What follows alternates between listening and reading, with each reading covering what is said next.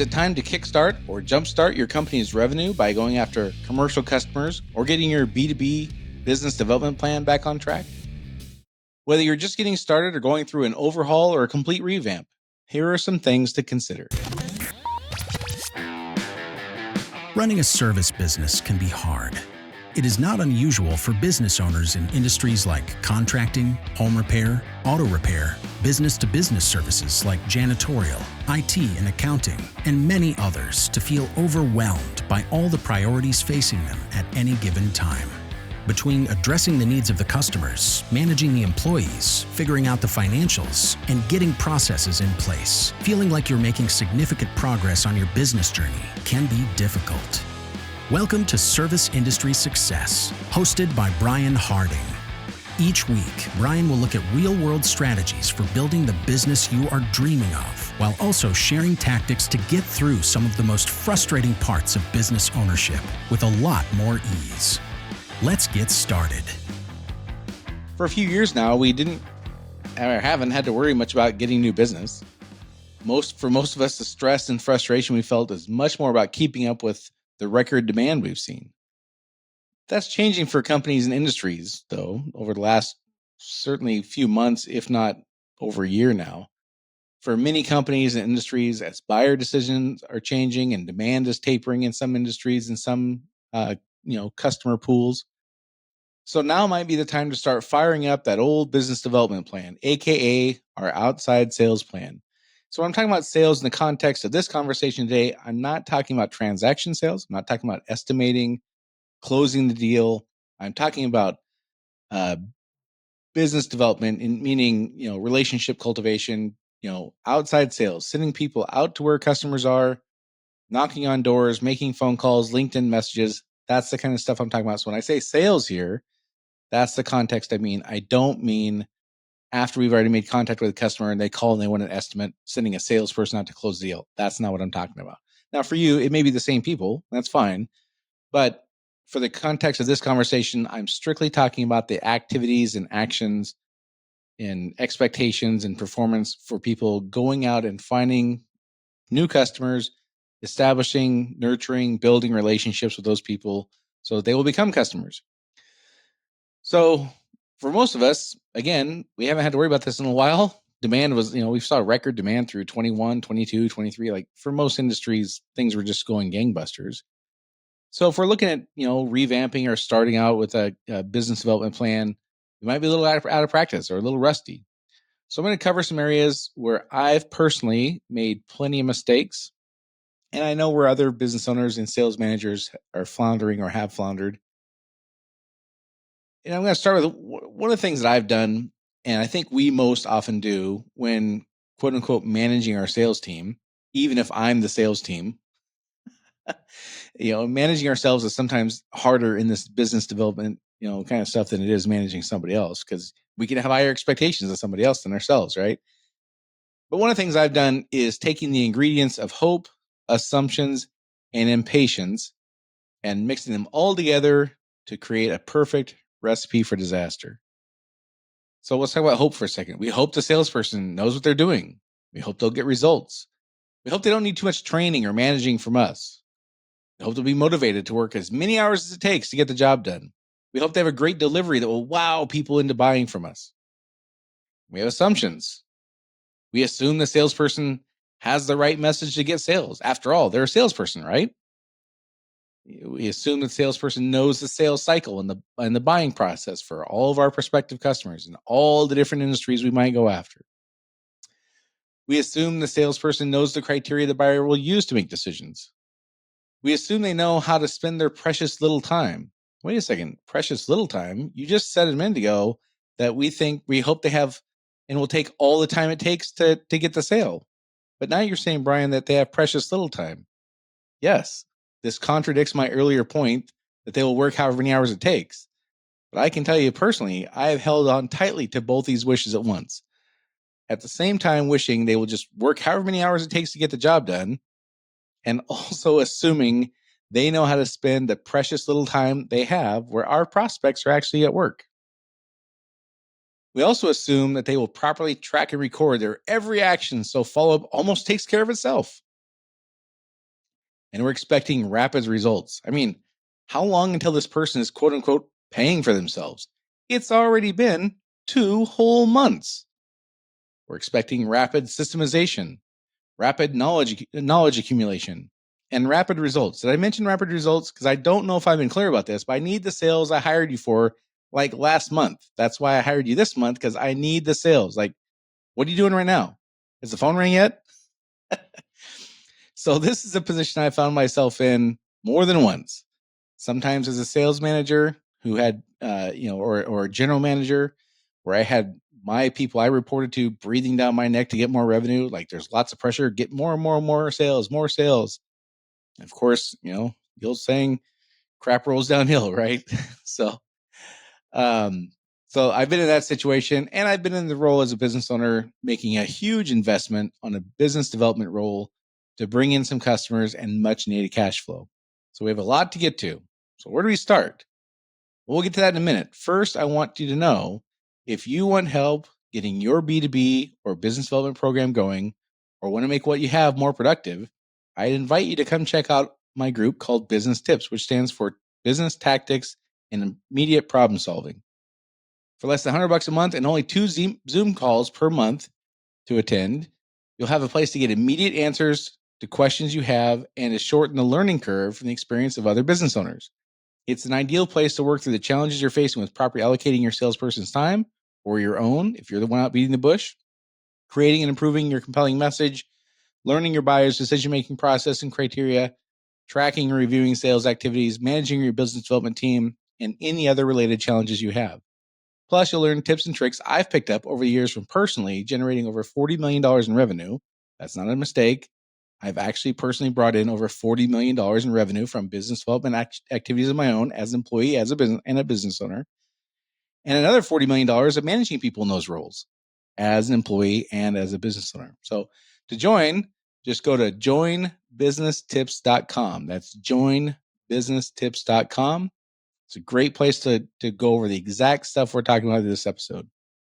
So first things first, though, number one thing we got to figure out, whether I'm hiring a new salesperson or we're revamping our program, we're kind of like rebooting it, like we're starting from scratch, or I've decided I need to go out and get new people.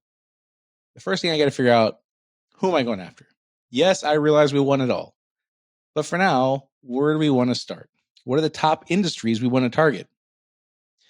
Now, this is important to understand. I don't mean this in a negative way. I'm going to go through it as I've experienced it.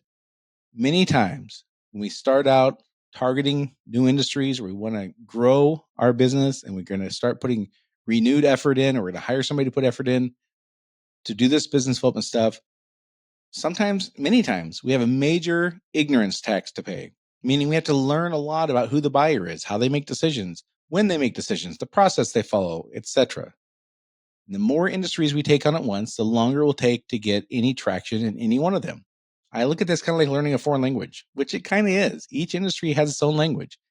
If you go knock on the door, somebody, and they're talking about the TPS report or the WENUS, and you have no idea what they're talking about, they're going to immediately think, rightfully so, this guy doesn't get me. This person has no idea. They don't understand our industry. So the more of these things I have to learn at one time, the harder it's going to be, the slower it's going to be. Or, the harder it's going to be and the slower it's going to be. So again, the example I give is, if I had to learn 5 foreign languages, would it be faster for me to, on day one, try to learn all 5? Or would it be better to focus on 1 or maybe 2 to get started and then see how things go from there? It's very much like that, in my opinion, for business development. If you're going to go try to sell to hospitals or, property managers or high rises or commercial retail, they're all a little different. And if we don't have clarity on that, we don't understand their language, it's going to be hard. The examples I'm giving here are like, facilities maintenance kind of things. Or if you're in accounting and bookkeeping space and you're going to try to go after contractors and house flippers and, apartment complex owners, it's you can't take on 25 of those things at once. We got to figure out a few to start with and get a couple plates spinning, and then we'll go from there. So besides demand for our service, what other criteria should we use to figure out which industries to target? Now, obviously, the potential revenue is a factor, but there's many others. We can't just say, well, there's lots of money in retail property management. Okay, that's true. But there's other things. There's other things to consider, especially if you have a new salesperson starting out. We have other things we have to figure out, like the length of the sales cycle. If we're going to hire a new salesperson to come in here and start building developments, and we hand them something that has a 9-month sales cycle, and I'm going to have an expectation that we start seeing results in like 90 days. Well, guess what? Math doesn't work. So again, potential revenue is a factor, but there's many others. I'm not going to go through the whole list here, but here's just a few examples. Length of sales cycles I just mentioned, ease of getting in front of the decision maker, saturation of competitors, ease of service, meaning how much they are easy to work with, how we do things, ease of getting paid.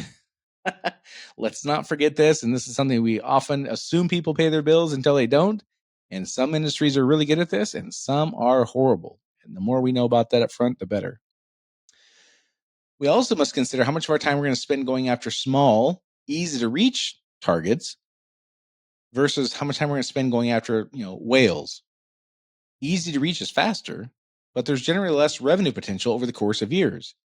Whales are awesome, tons of cash, but it can take forever to get your foot in the door, let alone getting that first agreement or first big contract or whatever your transaction looks like. We have to have an understanding of how much of our time we're going to spend going after the smaller, easy to reach people, how much of our time is going to be spent going after the whales, and how much of our time is going to be spent going after things in between. And this will vary from industry to industry. So if we went after 5 industries and we got 3 different types of size of company, that's already 15 different types of companies we're going after. Like, we're already making it pretty complicated, and we've kept it super basic. So this is why it's important to have clarity of like, who are we going after? Because if we don't have this clarity, we could hire somebody who will spend a ton of time going after a whale and be doing a great job. And we had an expectation that they get the revenue in within, 3 to 6 months or something like that. And it's just not happening. And we fire them, and we've lost all that progress they made on the whale. And we didn't get any of the short-term revenue, all because we just didn't have clarity who we were going after and how much of our time should be spent on the different types of customers. This is something that I've seen this happen over and over again. I've made this mistake myself numerous times, where I just hire somebody like, go get me some revenue, and like, out the door you go. Here's your cards, and here's your company car keys, and here's a brochure, and let's go see what you got. And it didn't really usually work very well. So, okay. So first thing is, who are we going after? Number 2, once we figure out who we're going after, we need to figure out other time allotment expectations. Again, how much of our time are we going to spend doing research to find leads? How much of our time are we going to spend recording and tracking our activities in our CRM or operating system? How much of our time are we going to spend reviewing with me, the manager, or the sales manager, or the sales team, reviewing activities to make sure we're staying on track, to hold each other accountable to, like, are we doing the follow-ups we say we're supposed to? Do we understand what the next step in the sales process is? Are we selling to the next step? Are we going in the door trying to sell a contract right out of the gate, which hardly ever works for most of us? Are we understanding those things and reviewing the activities to make sure we're staying on track? The other thing is having clarity about how much of our time is selling and how much of our time is learning. Again, we break into new industries. There's an ignorance tax there. It takes time to learn that industry. The information we gather will be quite valuable, but it does not come free. It takes time and money, at least in the form of the salesperson's salary, to learn this stuff. We can't break into a new industry and just walk in the door knowing all the things. That's not how it works. It takes time and money to learn that stuff. But just because that knowledge is not revenue doesn't mean it's not valuable. If we can shorten the sales cycle, by 50% or 75%, and increase our batting average, our close rate, with the information we learn in this learning process, that has a massive amount of value over the course of years. Does not have any value over the course of weeks or days. So this is why it's important for us to have clarity about this, is because we have to all agree on the criteria we're using to make decisions. Otherwise, everyone's going to be pissed at the end, and people are going to get fired, people are going to get frustrated and quit, and we're going to have to start all over again. And that is a huge expense here. This is a very expensive thing to keep rebooting every 90 days, right? The other thing with the learning versus selling is, I don't believe it's possible to be learning a lot and selling really well at the same time. Are there exceptions to that? Probably so. They're few, they're fleeting. If we're learning, it's not likely we're doing a great job of selling. And if we're doing a great job of selling, we're probably not doing a great job of learning. And again, there's exceptions to everything. But my point is, if I wanted to break into something I'll just give you an example of something I don't know that much about. Commercial retail, like shopping malls. Okay, I've sold to them before. I've had I've generated some revenue. I do not know that industry very well. The revenue I got was from meeting an operations or facilities person on site. Anything beyond that, I couldn't tell you what the process is. But for me to walk into a shopping mall and try to learn the process, what is the threshold for the on-site person making a decision? Is it $50,000? Is it $10,000? When do they have to kick it upstairs to somebody else? I can't be learning that and doing a great job selling because I don't even know the criteria to sell on. I don't even know what the pain points are. I don't even know who the person is I should be talking to. If my product is a $50,000 maintenance project over, annually or something like that, and the threshold for getting kicked up to the regional level is $25,000, I could do a great job of selling to the wrong person, which means I'm not doing a great job of selling. So these are the kinds of things that I have to know. And part of it, I'm not saying we can't do any selling. Of course we can. But if we're primarily learning, we can do some selling. If we're primarily selling, we can do some learning. But we can't be doing 100% of both. So we have to factor this in. Otherwise, we're going to get frustrated. We have to understand that there's a certain amount of time in the beginning that is learning. And especially if we're getting in industries we don't know, that is fantastic. That's a great investment over the course of, months or years, not over the course of days or weeks. All right. Also, how much of our time should be like boots on the ground versus phone calls versus social media messaging versus emailing?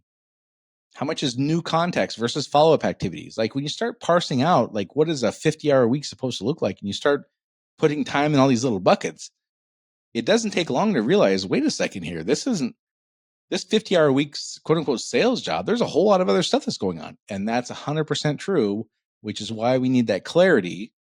Otherwise, we're going to be frustrated and it's not going to work as well as it could anyway. So of course, there's lots of variables here, but these are things I need to have clarity and agreement on with my sales team. Or again, I can promise there'll just be disappointment. It's so frustrating that in these sales roles, it's so frustrating for all parties involved if we don't have clarity and agreement. So in the book, Think and Grow Rich, there's a line that says, your achievement can be no greater than your plans are sound. And I think that's 100% true when it comes to business development. The less we develop, articulate, review, and improve our plan, the more likely it will be a failure. Now, this is an issue because most of the time we hire somebody to do the sales thing because we don't have to deal with it. We want them to just go take it and run with it.